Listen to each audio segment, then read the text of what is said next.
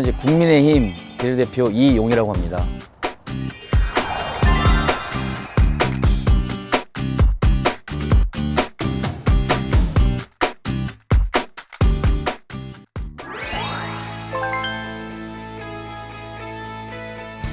첫 번째는 도전, 두 번째는 실천, 세 번째는 나 자신입니다.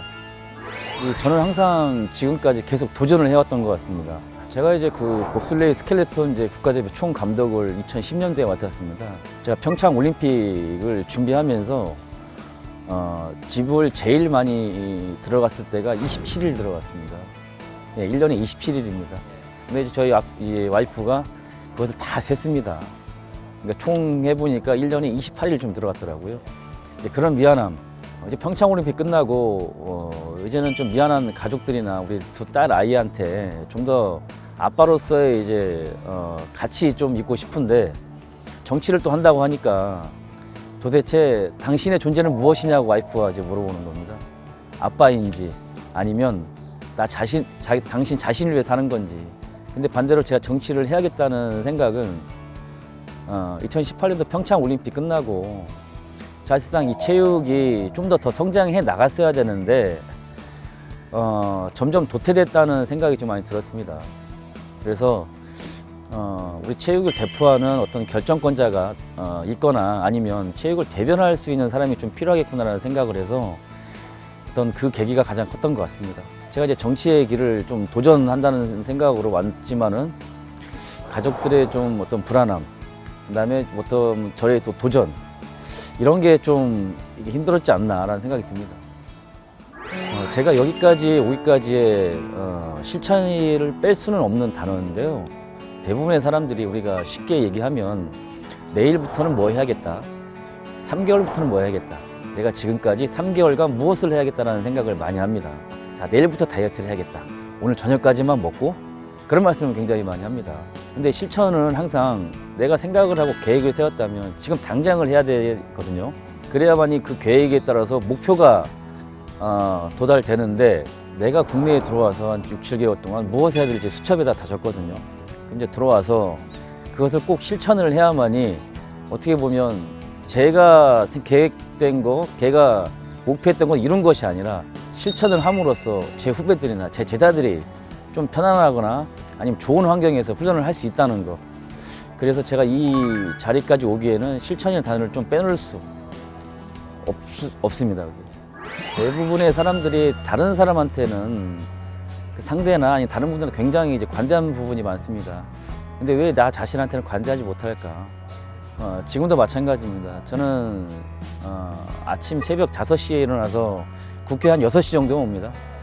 그리고 이제 퇴근 시간이 거의 10시에서 11시인데 왜 나한테는 그렇게 관대하지 못할까? 너 정말 고생했다. 너 수고했다.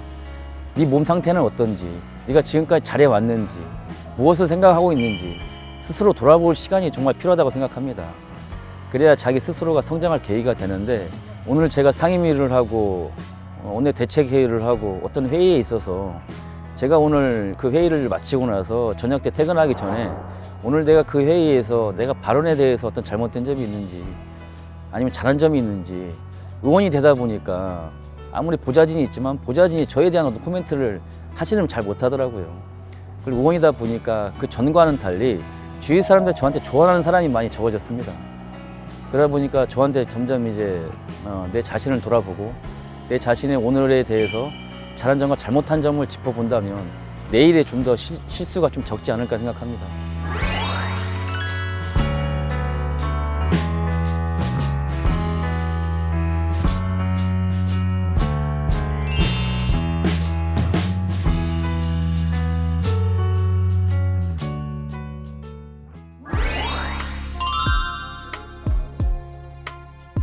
저는 정치란 현장과 이해라고 좀 생각합니다.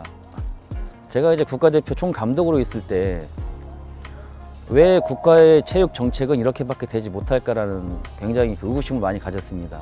막상 와서 보니까 의원이 그렇게 만만한 곳이 아니더라고요. 그러다 보니까 법안을 낼 때 보좌진들이 법안을 준비하고 상의하고 하지만은 제가 항상 하는 말이 있습니다. 현장을 가보자 일단은. 현장에서 어떠한 어려움이 있는지, 어떤 도움 요청이 있는지, 어떠한 점들이 우리가 도와줄 수 있는지 현장을 가야 우리가 이해할 수 있다. 그래서 제가 현장과 이해가 제 정치의 최종적인 어떤 키워드 아닐까 생각합니다.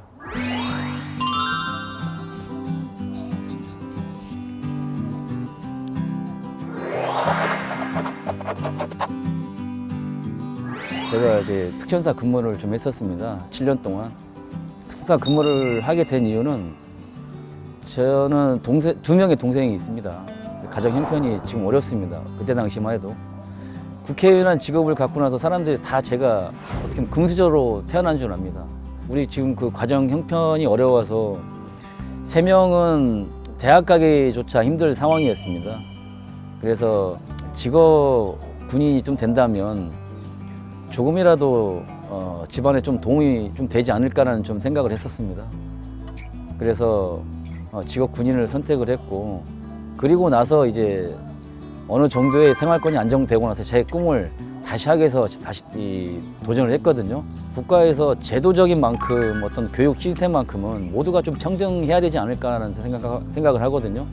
특히나 이제 뭐 고아원, 또는 다문화, 또는 한부모 가정 이런 친구들이 시작점부터 틀린 만큼 이 국가에서 제정한 교육열은 모두가 다 평등하고 그 기회를 또 가져야 된다고 생각하는 의미에서 소외계층에도 평등과 기회라는 스케치를 한 것 같습니다.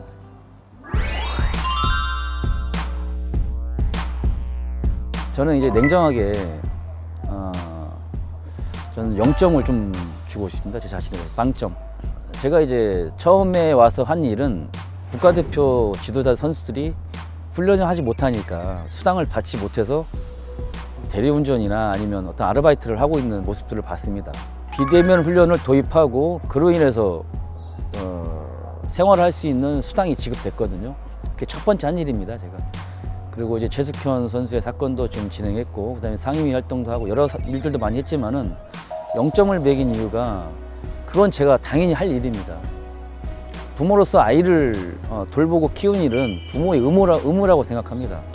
그와 마찬가지로 제가 국회에 와서 그거에 대해서 제가 잘했다, 나는 충분히 했다라고는 평가를 내릴 수는 없고, 지금도 아직까지 코로나로 인해서 경제나 부동산 많은 분들이 어려워하고 있습니다. 과연 그분들한테 제가 무엇을 했을까라는 생각을 한다면 저는 이제 아직 시작이고 꼭 점수를 매긴다면 0점을 매긴다는 말이 그런 부분인 것 같습니다.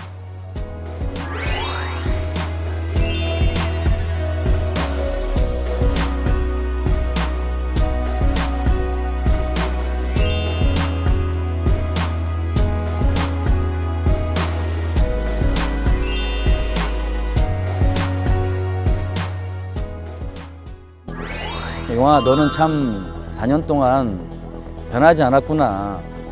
네가 생각했던 것처럼 처음과 끝은 변하지 않아야 된다는 그 마음 역시 지켰구나. 약자를 위해서 네가 한다는 말 좀 잘 지켜왔고, 그다음에 약자와의 손을 잡고 약자와의 한 걸음 한 걸음씩 걸어간다는 거 정말 잘 해왔다. 앞으로도 처음과 마지막이 변하지 않게끔 꼭 그 약속 지켜주기 바란다.